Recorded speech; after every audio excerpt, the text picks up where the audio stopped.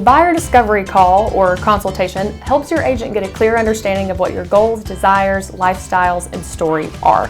It also helps you as the buyer learn your agent's processes, availability, resources, and how they conduct business.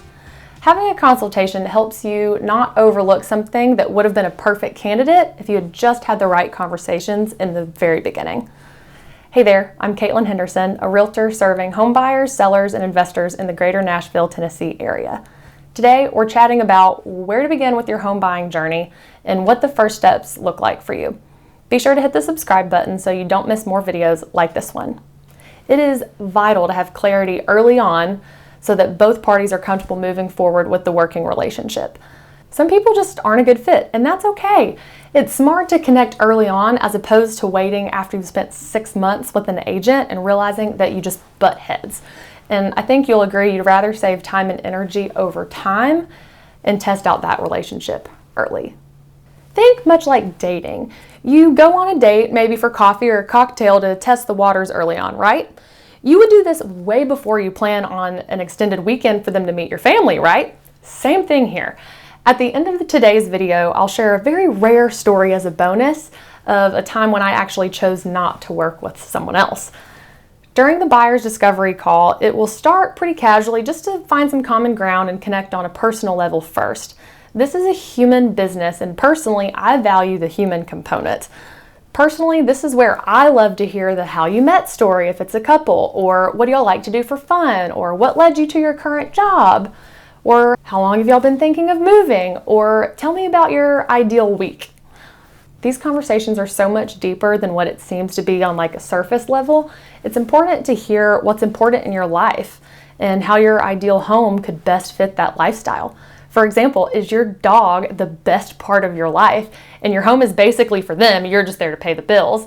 Well, then the yard's probably going to be important to you, more so than how many bathrooms you have. If you're one that takes your dogs out more often than just letting them in the backyard, we may need to look at neighborhoods with sidewalks or access to a greenway or parks.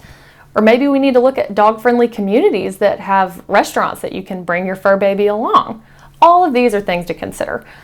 Also, if we end up working together, I want to know what your pet's names, ages, breeds, gotcha story, so you've been warned. I've now personally made 2.5 home moving choices with my dog's needs first, so I empathize with that. Should the process continue from there, I have a set list, aka my 10-step buyer process, that I take all my buyers through. I am massively committed to honoring fair housing laws and my realtor duties, and this is one way I can ensure all my clients get the same onboarding process, the same workflow and standards of excellence, despite the fact that every transaction is different from one another. The process stays the same every time. My favorite step of the buyer process is referred to as the what's versus whys, and I do have a less polished video of this on my channel currently. If you and your person are looking at buying, I invite you to go ahead and try what I'm about to share with you at home just for fun. It'll be worth it. What I'll have my buyers do is, let's say I have 2 people purchasing a home together. By the time we've reached this step, I'll give them each a sheet of paper and ask them to not look at each other's paper until after the exercise and tell them you'll see why at the end. Then I ask them to write everything they would love to have in their next home. It could be location, home style, square footage, number of bedrooms, floor plan, yard size, whatever's important to them. I tell them they should have a goal of 5 or more, but if they catch themselves having to think, stop writing. When they've both finished, they still aren't allowed to peek, but the next step is I will advise them to star or circle their personal top 3 non-negotiables. Lastly, I will rotate asking each one to share their top 3 with me one at a time, and I'll write them on my paper. It has never happened to me yet where the top 3 match for both people. This often results in adorable giggles between the two and usually some kind of playful banter. Then I'll put that list into like a T-chart and label it what's and whys. They just told me their what's, and now we're going to work together to get to the bottom of why those things are important to them, what's truly a non-negotiable, and which parts they'd be willing to compromise. For example, if someone is purchasing their first home and they're only approved for $350,000 in Middle Tennessee, they actually can't afford to have 6 total non-negotiables typically. In that example, we will navigate what their top 3 are, then consider which ones we'll consider to be added bonuses, if we're fortunate to find a home with all of them along the way. It's important to have these expectation setting conversations up front so we can have clear communication and camaraderie from the beginning. This results in minimal misunderstandings and bitterness growing between the buyer and their agent. It's always better to have those harder conversations before the buyer becomes emotionally attached to a home that they can't purchase, and then they end up blaming their realtor for not warning them sooner. It happens, it's sad. Before wrapping up the buyer's consultation, it's important to define next steps. If you haven't already been pre-approved, I highly recommend that you ask your agent who they trust in the mortgage industry to see you through to a successful purchase. My professional opinion, it's always in your best interest to use someone that your agent already works well with and that has served their clients well.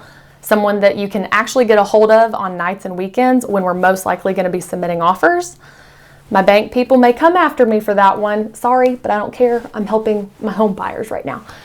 Someone that is a local mortgage loan officer with established credibility can almost always carry you a bit further. I can't tell you how many multiple offer deals that I've won for my buyers because the listing agent recognized the loan officer's name or the company that they work for. And that agent will vouch for my deal when they're presenting to their client saying, hey, I know this person and that company, and they will get it done on time. Relationships really matter in this business. Most likely this will be your next step as a home buyer, and from there you'll actually have a few options. You could trust your realtor to connect you to the right loan officer that they believe will work best with you based on your personality type, needs, property type. An important disclaimer is your agent should still share at least 3 referrals to honor RESPA laws. So my best advice would be to apply with a few of their recommended lenders and let them compete for your business. A few items of note in that regard is there's way more involved in choosing a mortgage lender than just your interest rate. If you can bring more cash to closing, they may charge you points to take some of the interest off of your monthly payment, but it will actually come out as a one-time fee in the form of points in your closing cost. So make sure you're asking questions to understand how they get the rate that they quote you, and make sure you're comfortable with it. And if the lender doesn't take the time to answer those questions, I'm going to respectfully advise that you choose a different one. The other thing is personality type. Believe it or not, it does matter. If you don't click with them, it's going to be extra challenging for you to get documents returned to them and answer their phone calls. Your lender and your realtor should be your professional BFFs in the process and your greatest guides in your journey. It will help you be positioned in the most competitive seat possible before searching and negotiating your next real estate purchase. Make sure you have the right team in place and a healthy level of understanding so that you can feel comfortable and confident in the process. Hopefully you found this helpful. Let me know in the comments what part you found most valuable. If you're looking in the Middle Tennessee area, I would love to connect with you, and the best place to start is here or on my Instagram, where I am daily. And if you're out of state and looking for a trustworthy referral, I would be honored to connect you with one of my referral partners all over the country. All of my contact info is in the description. Let me know what you'd like to see more of on this channel so that I can better help you with your next real estate moves. Ooh, did you think I forgot? Now, I said I would share a bonus story at the end of today's video about one of the times I chose not to work with a buyer. So story time. I met this guy briefly when I was out with a girlfriend of mine, and he kept trying to ask me real estate questions. And I asked him to reach out during the week and that I'd be happy to take him through my process and provide some clarity and answer any remaining questions afterwards. So he schedules a buyer appointment with me, and I had like this odd gut feeling about the guy. Now, this was someone I'd only met one time and already had a negative feeling about, so we scheduled it to meet at my office. So I scheduled it at my office because he insisted it be in person instead of on Zoom, which is my preferred method with strange men for our initial chat. Well, we weren't 5 minutes into the rapport building stage, and I caught him uncomfortably staring at me. Then about 20 minutes in, he makes this comment. Are Tennessee women just extra paranoid? Because it seems like the only way I can get them to hang out with me is if I hang out in a group setting with their friends in a loud public setting, and I really do want to buy a house, but I have to schedule a real estate appointment with them. He had only been renting in the area from out of state up to this point. And now one of my side passions in life is making sure no one feels left out. And so I'm quick to pull people into my ever expanding circle of friends so that they can feel a sense of belonging.